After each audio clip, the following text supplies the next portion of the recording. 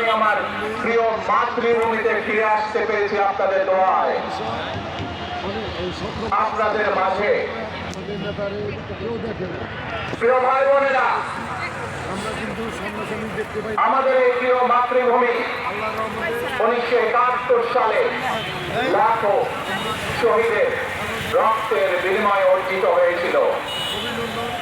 ঠিক একইভাবে 75-এ আবার 7ই নভেম্বর আধিপত্যবাদীদের হাত থেকে রক্ষার জন্য সেদিন সিপাহী জনতার বিপ্লবের মাধ্যমে আধিপত্যবাদের হাত থেকে দেশকে রক্ষা করা হয়েছিল। একইভাবে পরবর্তীতে 90-এর স্বৈরাচারের বিরুদ্ধে এদেশের জনগণ, এদেশের খেটে খাওয়া মানুষ তাদের গণতান্ত্রিক অধিকারকে ছিনিয়ে এনেছিল। কিন্তু তারপরে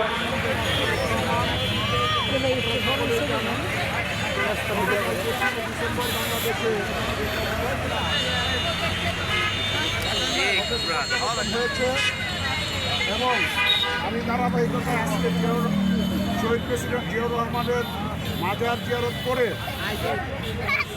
মহান মুক্তিযোদ্ধা শহীদ মুক্তিযোদ্ধাদের শ্রদ্ধা জ্ঞাপন করার জন্য স্মৃতি সঙ্গে যাবে। আমরা 18 বছর এই নেতাকে দেখা থেকে বঞ্চিত ছিলাম। স্বচক্ষে দেখার জন্য অত্র অঞ্চলের মানুষ, ঢাকা আসনের মানুষ, সর্বসাধারণ আজ রাস্তায় নেমে এসেছে আনন্দ উচ্ছ্বাস নিয়ে নেতাকে স্বাগত জানাতে, অভিনন্দন জানানোর জন্য।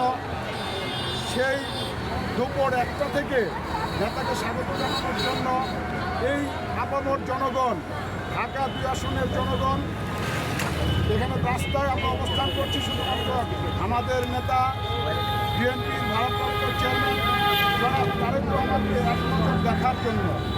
আপনারা জানেন এই ঢাকা 2 আসনের ধানের শীষের মনোনীত প্রার্থী, জনমনোনীত জননেতা জাতীয় বীর জনাব আলহাজ আমানুর রহমান, উনি আমাদের এখানে অবস্থানের জন্য সুশৃঙ্খলভাবে আমরা অবস্থান করছি ঘোষণা দিয়েছেন। আমাদের রাজনৈতিক অভিভাবক ঢাকা 2 আসনে জনতার এমপি, ঢাকা জেলা বিএনপির সাধারণ সম্পাদক জনাব ব্যারিস্টার ইরফানুজ্জামান আমিন আমাদেরকে সুশৃঙ্খলভাবে এখানে অবস্থান করার জন্য নির্দেশ প্রদান করেছেন।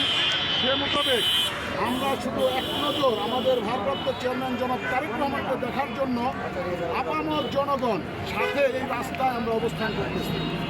তারপরেও আমাদের অপেক্ষা আনন্দের রূপ নিচ্ছে।